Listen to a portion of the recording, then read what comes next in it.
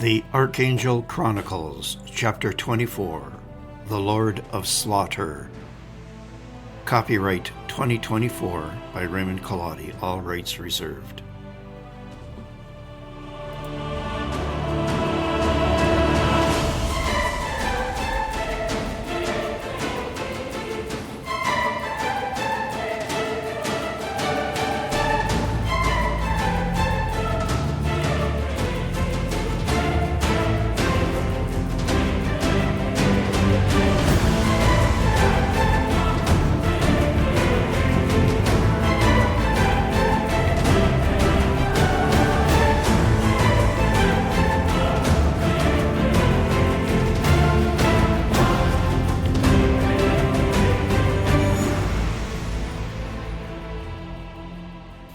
The next day, Scarus, Scumaxa, Protothesis, and I gathered together with a score of the senior leaders of the host.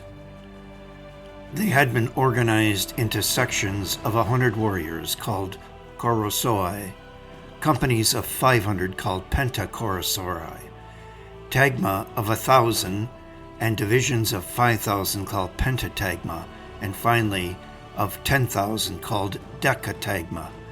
The commanders of these three pentatagma were present. Aduthuma and Abu, now called Targetus, were also there. Scumaxa spoke first, drawing lines on the sandy floor of the tent to illustrate his thoughts. "Our scouts have returned with news." He turned to Abu Targetus. "My brother Eaglemaster, what you saw through the eagle's eyes is true. There is a column of mixed warriors, Scythian traders, and mercenaries, horse archers led by Artaxes himself under the standard of the Black Boar, about 20,000 strong. There are 5,000 mercenary spearmen, phalanges, probably from the Greek Bactrian kingdom. There are 15,000 heavily armored mounted cataphract lancers from the Parthian satrapy, and 20 elephants with supporting troops of about 100 men each, for each element armed with spears and bows. All mercenaries from India. It is well you saw them, Eaglemaster, for they're coming from an unexpected direction. We would have missed them if you hadn't seen them." Scumaxa traced a line representing the river Oxus and the plains to the south and west in the dust. They are about 7 days' march from this place. Protothesis now spoke. "I suggest, Brother Prince, that we give them a warm welcome before they get here." He walked over to the sand drawing. "We have sent word by my scouts to all the peoples between here and there." He drew the appropriate spots on the sand. "They would be told to leave their pastures and return with their livestock and wagons to this place. We are well into the autumn, but the rains of winter will not be upon us for several weeks yet. The grass is dry and the water between here and there is scarce. I say that we poison any wells or springs by throwing rotting goat and sheep carcasses into them. The wells and springs are located in these oases." He drew them in the sand. "Then I say that we set fire to all the grasslands between us and them. Let the winds, the Buran, blow now from the northeast. If we light fires on the steppes, about half a day's ride from here, it will blow towards the enemy, leaving no fodder for their horses and these elephants. We will deny them food, water, and rest. We will send 4 or 5 tagma of our warriors on the fastest of horses. They will raid the enemy each night in their camp with fire arrows, keeping them awake. The enemy will not sleep, and if they make it this far, they will be hungry, tired, and thirsty as well." Scumaxa nodded and spoke. "Yes, brother, but I will also add to your plan. We will send the host forward, close behind the fire, and attack out of the smoke and fire blowing in their faces." He drew a crescent in front of the diagram of the column. "But we will not engage them. We will run away, drawing them further into the dead zone. Then we will turn and strike like a cobra, aiming our arrows from a distance, drawing the enemy ever forward towards a prepared battle line on this plain." "But what about these elephants?" said Theron. "Do your warriors know how to fight them?" "No," said Protothesis, "but our horses are faster, much faster." Scarus thrust his way forward. "Excuse me," he said, elbowing some of the other captains aside, "but in me own part of this world, we have some experience playing with elephants, I'll tell ye. And I'll tell ye that we be ways of turning them around, too." Scarus peered first at Scumaxa and then Protothesis. "If ye don't mind me asking me, princes, sir, the problem won't be your warriors, 'cause they got the guts to do the job. The problem be your horses. I seen many horses take fright at the approach of elephants. They can't stand the smell and the noise of them. They'll throw your riders and scamper away, unless they be trained to be near these beasts, and there ain't no time for training now, is there?" "Then what do we do?" asked one of the captains. Another piped in, "Our horses are faster. They can just run away." "Well, now, 'tis true, said Scarus, rubbing his jaw. "But methinks it may be better to turn them, their elephants, into our own weapons. We hae enough time to do that." Scumaxa went to Scarus and laid his hand on his shoulder. "Tell us, Scarus the Brave, what is your advice?" Scarus looked at him and laughed. "Well, now, me prince, sir, do you think we may still have some of them wild pigs in them pens out there?"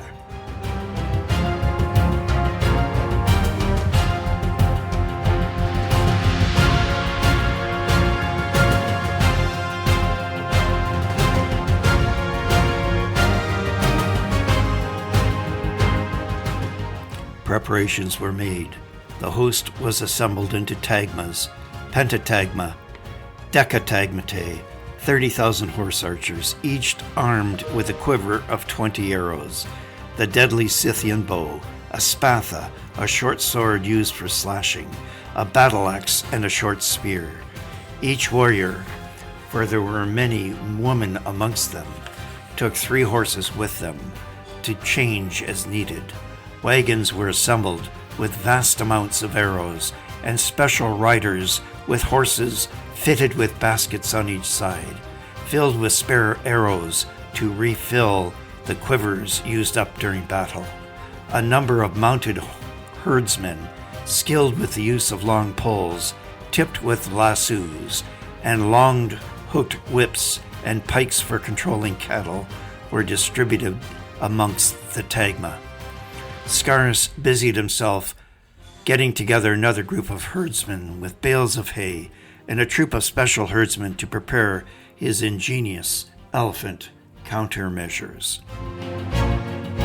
Scarus and Theron had a heated argument about whether caltrops should be made ready by the blacksmiths in the camp. These were pointed spikes with 4 sharp points arranged so that if thrown onto the ground, one of the spikes always projected upwards so that a man or animal stepping on them would sustain a bad wound to the foot. "I say we should make them 6 inches high. If we throw them in the path of the elephants, that should do the trick," said Theron. "Nay, my friend," said Scarus. "Won't work. We canna know where these elephants be going. We might miss them, and then them spikes would hurt our own horses and men. No, says I, we shan't use them." Days before the battle, when Artaxes and the Parthians were still several days away, Scumaxa took several companies of scouts, equipped with torches and flaming arrows. A favorable wind, the Buran, was blowing from north to the south. Scumaxa and 4 tagma of his scouts and light cavalry on the fastest horses assembled in 2 lines in front of the royal pavilion. Dismounted, standing in front of their horses, they awaited the arrival of the sacred fires. 12 of the priestesses, dressed in gleaming white silks, processed from the interior of the pavilion. They each carried a lighted torch, lit from the fires of the hearth within the pavilion. The chief priestess held her torch aloft, high over her head, and processed in between the two lines of the waiting warriors, singing and chanting as they walked in unison. Drums beat out the cadence of their march. When the chief priestesses came to the end of the first rank, where Scumaxa stood, she stopped. All music and the drums stopped. Each of the priestesses now stood before a captain of the scouts. They held their flaming torches high. Turning to Scumaxa, at the head of the first rank of the scouts, the chief priestess proclaimed, "Look now, all, and see the fires of the flaming one, Tabiti. See now the primordial fire which alone existed before the creation of the universe. Look now upon the essence and source of all creation. See now the fires from which were born Api and Papaeus, earth and heaven. See now the patron of our clans, tribes, and nations. Look upon the guardian and protector of the sacred hearths of our families. See now the symbol of our queen, she who is worthy of armor and of her supreme authority. See now the sacred fires which protect our hearths and is one with Tabiti." The chief priestess now turned to Scumaxa and handed him the torch. "Go forth now, O warriors of Tabiti, set the flame to earth and sky that our enemies may be consumed." Each of the priestesses handed their torches to the captains. Each of them bowed. The drum beats resumed, and all the scouts now mounted their horses. They turned as one and rode out into the steppes. Scumaxa and his men formed a long line, each spaced about 5 to 10 meters apart. They rode some distance from the camp, away from the river and towards the enemy, where the grasses were parched and dry. They lit fires and their torches in a curved line. The wind soon fanned the flames, turning the plain into a vast wildfire, racing ahead of the wind for several days towards the enemy. Scumaxa and his scouts fanned out behind the line of fire, which soon filled the horizon with smoke. They stayed close to the fire line, following it as it raced towards the enemy. While all this was happening, we stayed in the camp, which was now humming with activity. The entire population of the Massagetae were put to work. Scores of parties went forth around the countryside, gathering fodder, water for the horses, and stacks of sturdy reeds for arrow shafts. Women and children fletched a vast multitude of arrows. Blacksmiths' fires roared, and hammer blows rang out day and night, forging steel into deadly edged weapons and countless arrowheads. Finally, a week after the scouts had left, Scumaxa returned with most of them. They were exhausted and blackened with soot and ash, but were excited and had much to report. Another council of war was assembled outside the great hall. Scumaxa spoke, tracing his movements with a stick on the sand. "We followed the path of the wildfire Tabiti, goddess of fire. She has smiled upon us, sister queen and my brothers, and Ares, god of the wind, answered our sacrifices to him, for the winds were favorable and fanned Tabiti's fire, which raced almost as fast as we could ride across the plain. All the animals that were gathered by our hunters for the great hunt now fled before that fire, straight towards our enemies. Day and night we rode, finding our way by the light of the fires, running with the wind at our backs. The smoke rose into the air, turning the full moon blood red. On the 5th day we came upon the enemy. They were drawn up in a long column, many, many regiments of them, perhaps 60,000 strong. But the wildfire, blown by Ares' breath, came upon them. The fires are preceded by waves of all kinds of terrified animals, large and small, mice and marmots, ground squirrels, foxes, wolves, antelopes, gazelles, wild camels, onagers, horses, aurochs, and lions. Waves of these terrified beasts broke upon the column, penetrating their ranks and spreading panic amongst the horses and livestock. Hundreds of the horses, with their riders still on them, caught the scent of the approaching fire. They reared up, throwing their riders and scattering, stampeding away from the conflagration. As they thundered away from the fires, they ran into other horses and pack animals further down the column, throwing them into panic and causing a chain reaction. The column dissolved, the elephants scattered, their handlers, the mahouts, sitting on their backs, strained to control them, teetering and holding on for life. We followed the line of fire, holding as close to it as our horses would dare. When the column of the enemy had not scattered, the fire raced through the ranks, throwing all the remaining into disorder and scattering them into the wind. Then we came upon the stragglers and cut them down like wheat, killing many and capturing their supply train. We left at Tagma to bring them in. They are half a day's ride behind us. Much of the enemy's food and water has been taken. We have driven away their livestock. Scumaxa raised his hand. Several of his men came forth, thrusting 5 prisoners, hand tied behind their backs before them. They were a sorry-looking lot, blackened with soot, stripped to the waist, and covered with bruises. Their long black hair hung in ragged strands, framing battered faces. These men were not Scythians. We caught these men running away. They are Parthian officers, said Scumaxa. We persuaded them to tell us who they are. They are retainers of the satrap of Margiana. There is a pact between their satrap, a general named Orestes, and Artaxes. The Parthians are joining in this war on condition that Artaxes pledge all of the Massagetae to be the vassals of the Parthian king, Phrates, and his mother, Massa.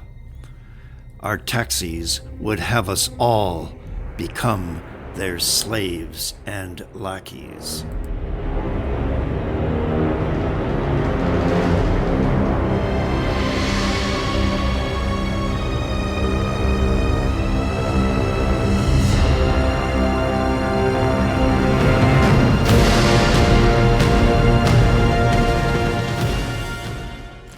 Axia stood up from her high-backed chair.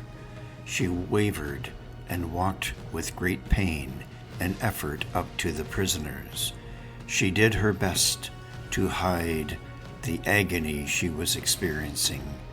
She held a whip in her hand and held it under the chin of one of the prisoners, forcing his head up so that he was compelled to look at her towering above him as he knelt, bruised and dirty as in shame before her. "Theron, do you speak their language?" she said. Theron came to stand beside her. He spoke a few words to the prisoner and then turned to Axia. "My queen, he is able to understand you. The language is not so dissimilar from that of the Massagetae. He is of noble birth, a commander of a regiment in the Parthian army." Axia spoke to the Parthian, eyes flashing, her lips curling into a sneer. "Why do you come here unbidden to the lands of my people, Parthian? Why do you seek to make war upon us? We have no riches, we have no cities. Tell me before you die." The Parthian spoke hoarsely in a low voice. "Please, mercy, water." Axia gestured, and her servants brought forth a water skin. They untied the man's hands. He seized the skin and drank from it greedily, taking long pulls on the water overflowing from his mouth and running down his filthy neck and body. Seated, he handed the skin back to the servant. "Thank you," he said. "I am but a servant in the house of my satrap, Orestes. We marched here to restore the rightful king of the Massagetae, Artaxes, to the throne of his people." Axia shuddered. She took a step forward, wincing with pain, and drew her sword, jabbing it at the throat of the Parthian, stopping just short of drawing blood, but forcing the kneeling prisoner to fall onto his back in terror, hands up, pleading for mercy. "Parthian," spat Axia, "you grovel in the dust before Axia Panopleides, she who is worthy of armor, daughter of Bartatua, true king of the Massagetae. You have allied yourself with treacherous usurpers who my people will never accept as their sovereign. You are cursed. Tell me why I should not give you a long and painful death. Tell me why I should not have you flayed alive and send your skin back to your masters." Scumaxa gestured. 6 of his scouts came forward, dragging several filthy, blood-stained leather sacks behind them. They stopped before the queen. With another signal from Scumaxa, the scouts emptied the ghastly, stinking contents of these sacks onto the ground. Each of them held a dozen or more skulls, stinking and fly-encrusted, blank eyes staring, lifeless, mouths contorted into frozen cries of terror. I recoiled in disgust. The stench was overwhelming.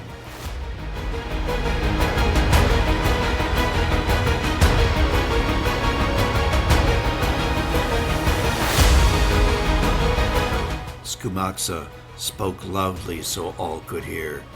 "We have piled a mountain of these on the plain. These are but a few that we brought with us." Now the Cairo metal around my neck began to vibrate and heat.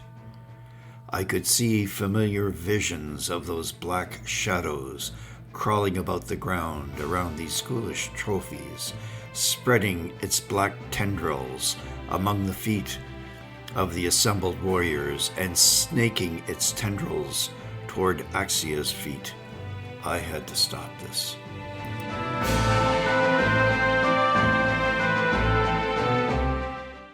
I stepped up to the queen and knelt on one knee. "Vasilisa, hear me. Do not do this. Better use can be made of these prisoners." Axia stood over the quivering prisoner, her sword still at his throat, her eyes blazing and nostrils flaring. "Speak, Adam the Wise," she said. "Send these men back to their army as your envoys. Let them tell their masters what they see of the size and strength of your warrior camp. They have lost so much of their strength. Their horses have been scattered, their supplies taken. They are on an endless plain with no water, isolated and in disarray.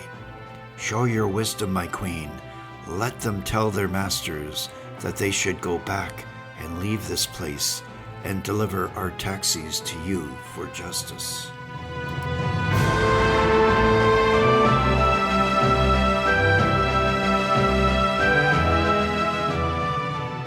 Axia was quiet for a long time. Then she withdrew her sword and looked at me. "My shaman, ever do you give good counsel. This is a wise course you urge upon us." She looked back to the prisoner. "Rise, Parthian," she commanded. The servants picked up the prisoner, and he stood, head bowed, unsteady on his feet. Axia continued, You shall be given food, water, and horses. You shall be escorted back to your masters. Tell them what you have seen here. Speak to them of our multitudes of horse archers who are ready to fight. My people have their queen. Your masters have their traitor. Deliver him up for justice and leave this place, and there will be peace between our peoples. This must be done within 2 days. Otherwise, our host will descend upon you, and your bones will be left to bleach in the pastures of our flocks. She turned to Scumaxa. Brother Prince, see that this is done. She turned back to the prisoners. And when you go, we will make you take these with you. She pointed to the stinking pile of severed heads. This shall be our warning to your masters. Scumaxa and his companions escorted the prisoners with their sack of severed heads back to the enemy. He returned several days later. They do not leave, Sister Queen. They do not deliver up Artaxes to your justice. The host was made ready for battle. The warriors were finally assembled on the plain in front of the camp, in a long line 5 ranks deep. In the middle of the line, Arsacian, still black and blue with bruises from his struggle with the tigress, but resolute nonetheless, sat on his great black stallion, who was fully encased like himself in black scale armor. He led his contingent of heavily armored lancers, 2,000 strong. All of these men were cataphracts, similarly armored along with their horses, and each carrying a long 2 or 3 meter lance.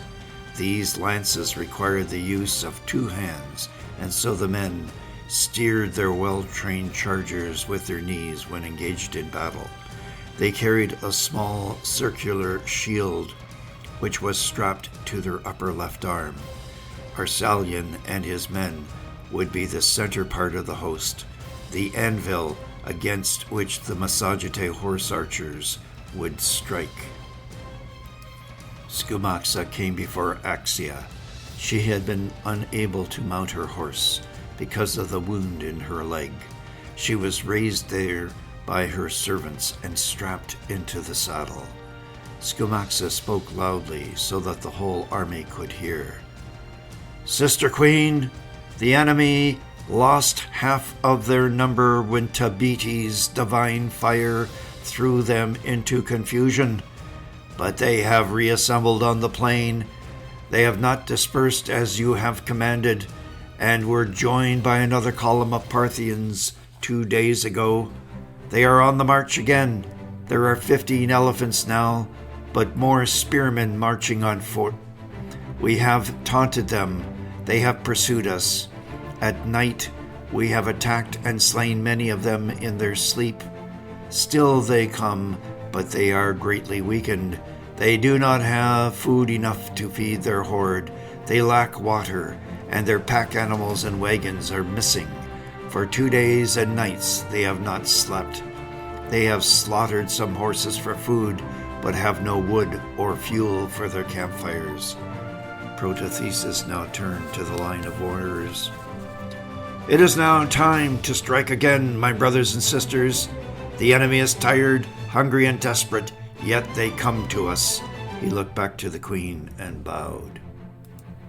It is time, my sister queen. Unleash the host.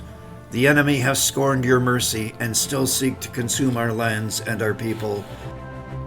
Send us out now. Slay this beast that seeks to devour us. Let them see your mighty host now and feel the sting of our arrows.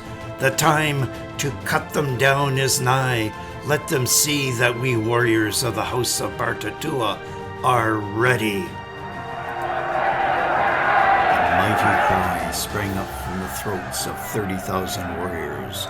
They began to chant, Bartatua, Bartatua, Bartatua! Axia raised her spear high above her head, calling for silence. Brothers and sisters, warriors all, we shall call upon the queen of the eagles to be our eyes. Targetus, come forth. Abu Targetus, child of the sky god, came forward, mounted on his horse, his left hand and arm propped up by the T-shaped stick. Zephyria was perched on it. Deftly, Targetus lifted the hood from the great bird's head and, calling to her, swept his arm forward, releasing the eagle's traces. Zephyria's wings beat the air with a great swooping sound as she ascended with power to the heavens. She climbed high, circled 3 times, gaining altitude, and screaming, "Io, Io, Io!" she spread her wings and soared away toward the distant horizon. Axia again raised her spear. A priestess brought a shield to her, gleaming in the bright sunlight. Her horse reared up, eager to follow the eagle. Axia cried, "Bartatua! Bartatua! Bartatua!" 30,000 voices took up the chant. Axia spurred her horse to follow the eagle, all up and down the line of the host. The warriors clashed their swords and spears on their shields. Great horns were sounded, and mounted kettle drummers began to beat out a cadence as the 30,000-strong host began to move in one mass, slowly at first, gathering speed in time with the drum beats. Abu Targetus kept beside the queen. His eyes were closed, but in his mind he could see through the eagle's eyes as they approached the army of Artaxes and Orestes. High above the fire-blackened steppes, still smoldering in places, the great bird sped. The sound of the Massagetae host followed Zephyria along with the wind. High and still higher did she climb until she could see many leagues of the plain and the approaching army before her. Then, like a missile she dove, flashing like a thunderbolt, streaking over the approaching enemy line, screaming as she dove above them. Her speed and her presence startled the standard-bearer of the boar, causing his horse to rear up in terror.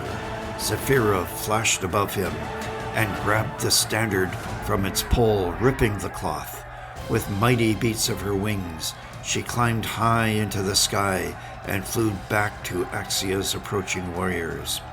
Zephyria swept down, and the cloth standard of the boar fell to the ground in front of Axia's galloping horse. She trampled the fallen cloth, ripping it to shreds. The charging Massagetae host saw all of this and let out a mighty roar, spurring their horses to a full gallop.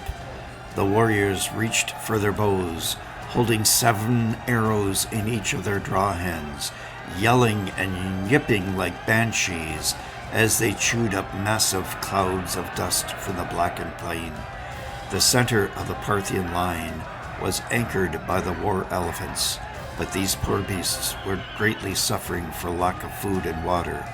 Nevertheless, they were still a formidable sight, and dangerous, charging forward in a straight line. These beasts were prodded and controlled by their mahouts, using long, sharp hooks to guide them, and surrounded by ranks of spearmen. The elephants were heavily armored with thick scale armor covering their backs and sides, and massive bronze helmets covering their heads, festooned with billowing masses of ostrich feathers. Their frontal armor covered most of their trunks, leaving only a foot or two at the bottom of the trunk bare. The ends of their gilded tusks were covered with long, curved blades. On their backs were towers woven from wicker, holding a nest of 3 archers each.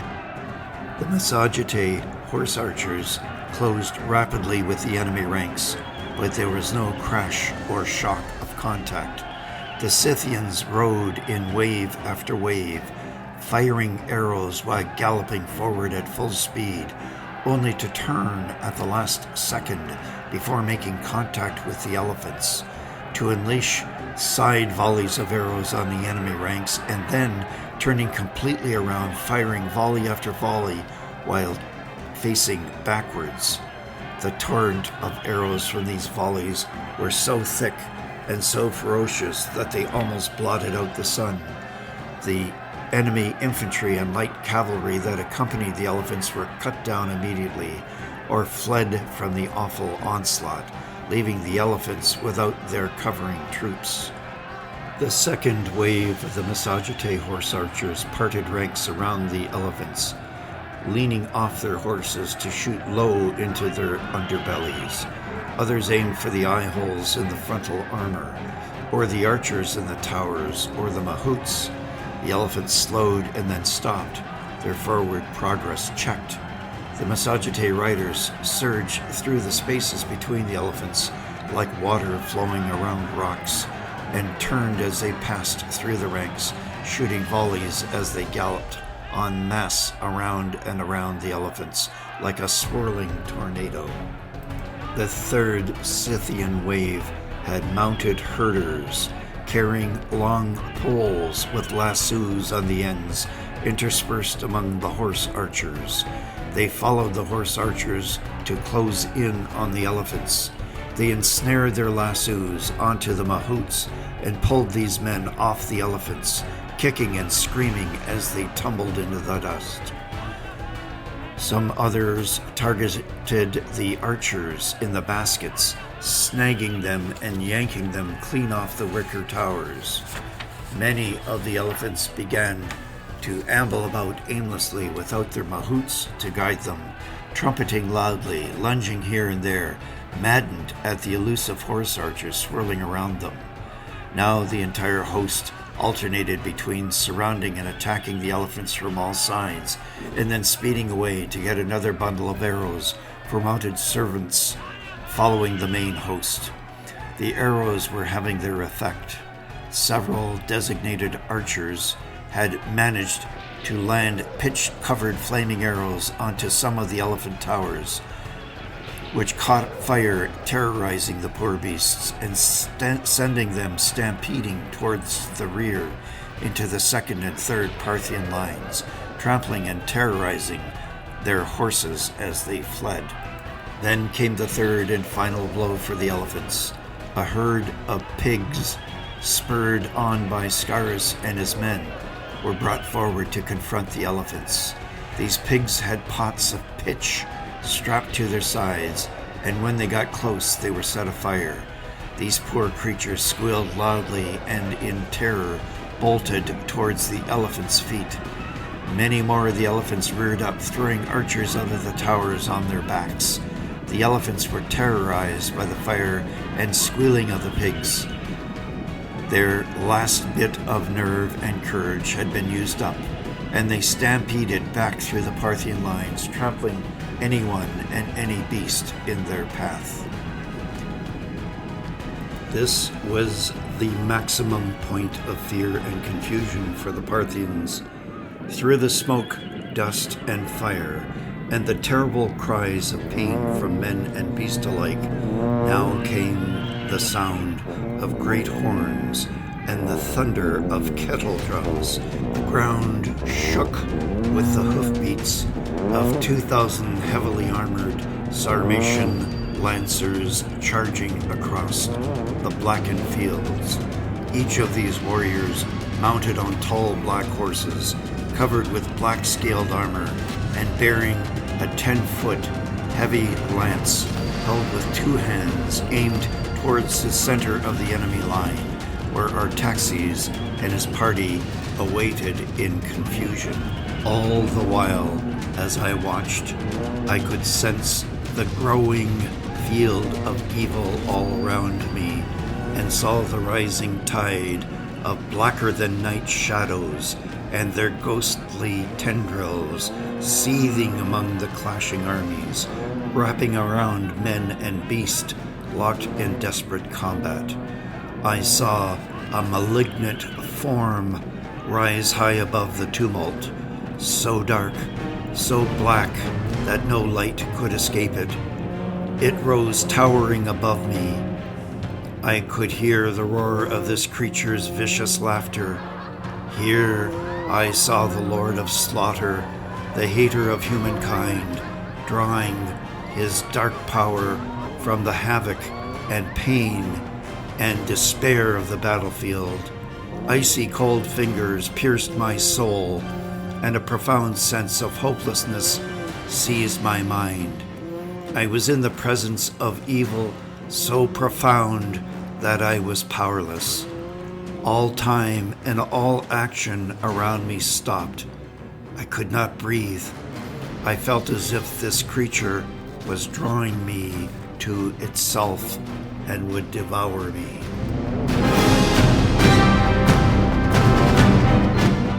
But then, out of the clouds of smoke and dust, the swirl of horse archers, the screams of the wounded men and beasts, I saw another vision. The waves of horse archers parted, and a familiar gray-clad figure stepped calmly forward towards me, completely unaffected by the swirling battle around him. It was Raphael of the gray eyes, his serene face glowing like a lamp. He looked up at me, standing at the side of my mount. His lips were not moving, but I heard his voice, calm and clear in my head. "Adam," he said, "take courage. Have no fear. Michael is here." Then, as if in a distant dream, but growing louder and louder, I heard the scream of the eagle, and I saw her stretching her great wings over the battlefield. The eagle flew straight into the hideous apparition and pierced it like an arrow, shattering the darkness, which exploded into a myriad of black raindrops, descending back to earth and onto the roiling, boiling mass of men and animals locked in desperate combat. I looked back to Raphael, but he had vanished. The awful noise of the battle, the screams of animals and men, brought me back to my senses. The slaughter had now begun in earnest. The charge of Arsalian and his men broke the enemy lines, and any of those who were mounted rode off in terror in all directions, pursued closely by the Massagetae horse archers, firing their arrows as they chased them. Likewise, the Parthian spearmen dropped their weapons and knelt in submission, or ran away, pursued by the Scythian horsemen, who cut them down by the hundreds. Twisted and contorted bodies littered the ground like gnarled tree stumps.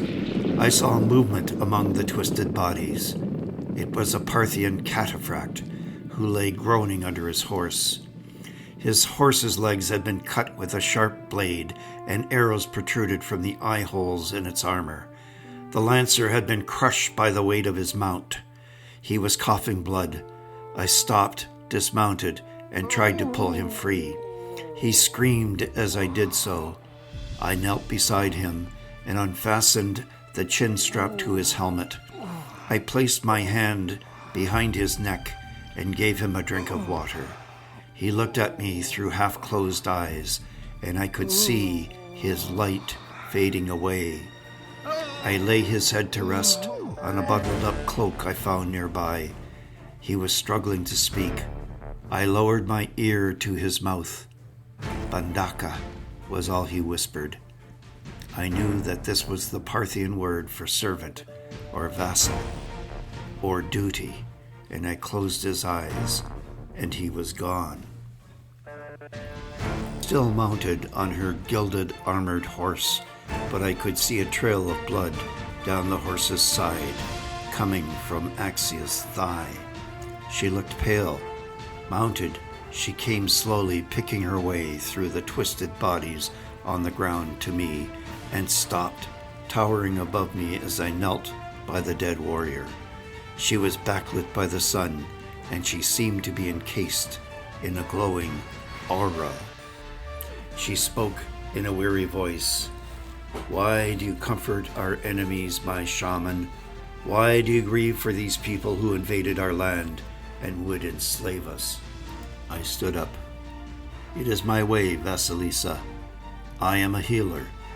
Even an enemy warrior serving with honor on a field of battle should be comforted, if possible, during the last few moments he has in this world." Axia gestured to several of her guards, who dismounted and drew their swords. They commenced pulling out the bodies of the enemy warriors and lined them up on the ground. Then they severed their heads with a quick stroke of their spathas and handed these horrible trophies to two servants. A wagon nearby creaked forward, bearing a growing pile of severed heads, oozing with blood. One of the guards came over to my patient and with a clear and sheer stroke lopped his head off. He grabbed it by its long hair and held it up to the queen. Axia nodded imperiously as the head was thrown into the waiting cart. She smiled weakly at me. "This is our way, physician. You should be used to it by now," she said quietly. I looked around the battlefield. Everywhere I looked, as far as I could see, there were bodies, thousands or even 10,000s of them. Parties of the Massagetae warriors gathered up the heads, followed by the ghoulish carts bearing their cargoes. I looked up to Axia. I could never get used to this. Axia shrugged. "They would do far worse to us," she said. "What about the bodies?" I asked. "The bodies shall be left where they are," said Axia. "Their bones will bleach white in the sun. The grass will grow in the spring and feed our horses, sheep, and cattle. Tales will be told around our campfires, and songs will be sung about Scarus the brave, slayer of elephants, and of Targetus the eagle master from the land of the Nile, who came here to lead our host to the enemy." Axia closed her eyes and swayed a bit. The wound in her thigh had opened and was oozing blood down her leg, leaving a crimson stain on her foot and on her horse's side. I was alarmed and went to her. She was pale and weak and was swaying in the saddle. "Vasilisa, come down. You must rest. Your wound." I did not finish the sentence. She swooned and fainted. I drew my knife and cut the cords, strapping her to the saddle, and caught her as she collapsed. I laid her on my cloak and called for her servants and priestesses. I untied the chin strap of her helm and removed it. The curls and braids of the long red hair fell about her shoulders. She opened her eyes and looked up at me. "Adam, what has happened to me?" was all she could whisper. I could feel from her head and neck that she was burning up with fever, and her heartbeat was rapid.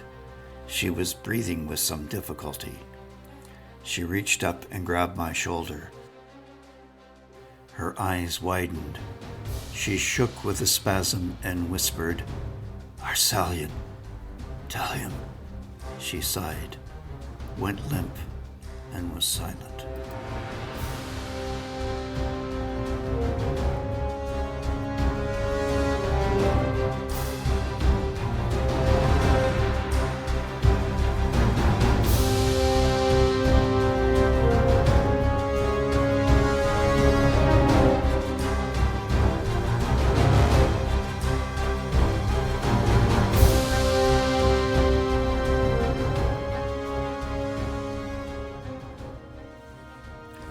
Music for Chapter 24. From Epidemic Sound, Army of Angels by Edgar Hopp. All Men on Deck by Bonnie Grace. Ready for War by Philip Ayres. Kingdoms Will Rise by Max Anson. One Last Battle by Edgar Hopp. To War by Joe Wandrini. Sailing for Gold by Howard Harper Barnes. Running Wild by Phoenix Tale. Marshall by John Bajork. Beat to Quarters by Bonnie Grace. A Hero's Vendetta by Grant Newman. March Across a Strange Land by John Abbott. From Ben Sound, Epic. From Ed Records, Hidden Eye and Iron Dust. Stomp by Vital. Archangel Chronicles by Raymond Collodi. Copyright 2023. All rights reserved.